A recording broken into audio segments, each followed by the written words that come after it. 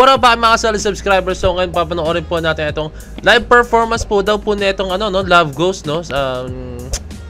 Ano ba to? Acoustic version po siya, no? So medyo bago to. Hindi ko alam kung naggumawa sila ng ganito, no? Pero parang ngayon parang makikita ang SB19 mag-acoustic version ng Love Ghost. And syempre, sobrang tagal na po talaga natin bago pakinggan ulit ang Love Ghost, no? I mean, bago narinig yung Love Ghost talaga na i-perform nila ng live, no? Syempre, pwede mo naman siya i-stream like pakinggan siya sa YouTube or kung saan man, sa Spotify, YouTube Premium or kahit ano man, YouTube Music, no? Napakaraming mga music platform. Pero yung alam mo yun, yung parang eto live, parang kailan yung pinaka-last ko yata na pakinggan ng SB19 na kinanta ang Love Ghost, no? So parang ngayon pa lang, no? So eto, ayoko nang patagalin pa guys. So without further ado, let's all watch this. Shoutout kay Wow Grabe.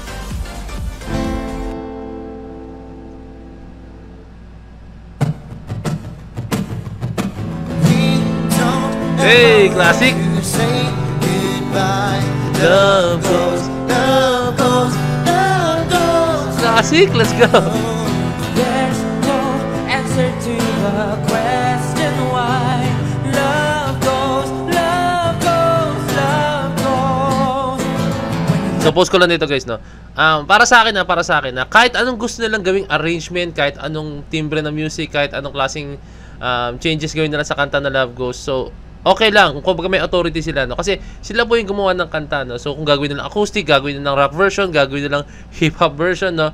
Walang problema kasi sila yung gumawa ng kantang yan, no? So kaya dito lang pinapakita ng SB19 acoustic version, like pwede mangyari, no? Kasi sila yung gumawa, no? Although na may ibang artist na pwede mag-cover niya, no? Pero I think, hindi ko lang sure, hindi ko alam kung paano, pero parang may pahintulot, no? Na kailangan mo siya i-cover, no? Like kunyari, siguro kunyari, hindi mo ako gano'n kilala, na pwede ko siya i-cover, na pero syempre, nakakredit sa SB19, no? Pero, I think, pag yung mga sobrang sikat na tao, kunyari, si Bitoy, si Michael V, no? Pag ginawa niya ng parody version ng Love Ghost, o kaya, cover versions, I think, kailangan niya ipaalam, no? Kasi, si Bitoy is may pangalan na, no? Parang ganun. Ewan ko lang kung ganun yung, umiikot yung music industry, pag ganun. I think that we get comfortable and stay. Hey! Occupied impossible. Space there is and I can read the maneuver is too much to read. Let a stolen mama's precious just like a notorious thing.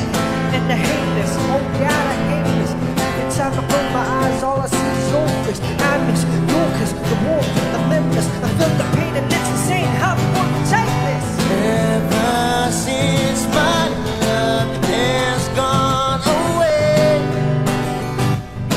away.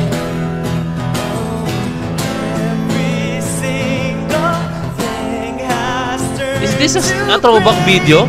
Still I don't wanna say goodbye, 'cause I could still feel you. Not sure, You take my heart with you. No, I can't live without you.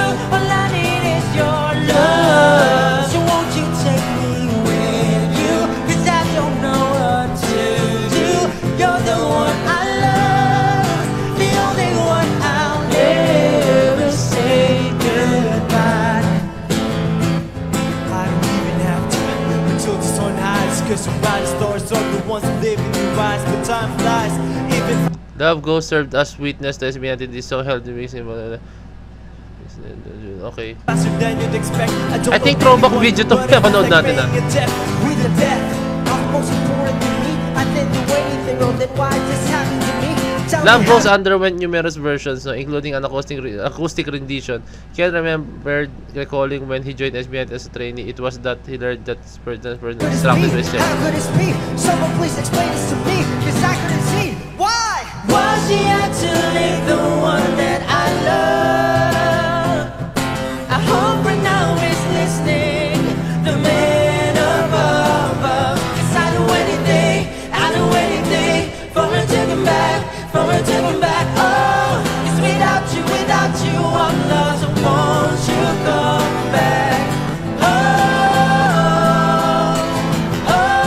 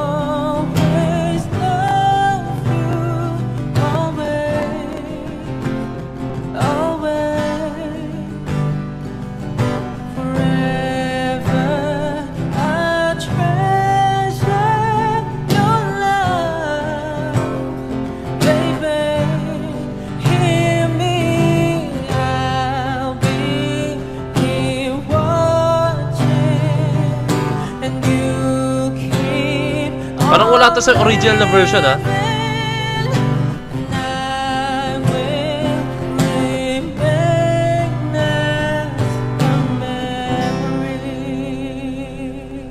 Nice. Ay, nakiklik ko. So, ayun na po siya, no? So, meron pa akong isang video na nakita, no? Wait, panood. Unang, para sabihin natin, ito yung mga version ng SB19 na napaka, ano pa sila? Parang ando pa sila sa...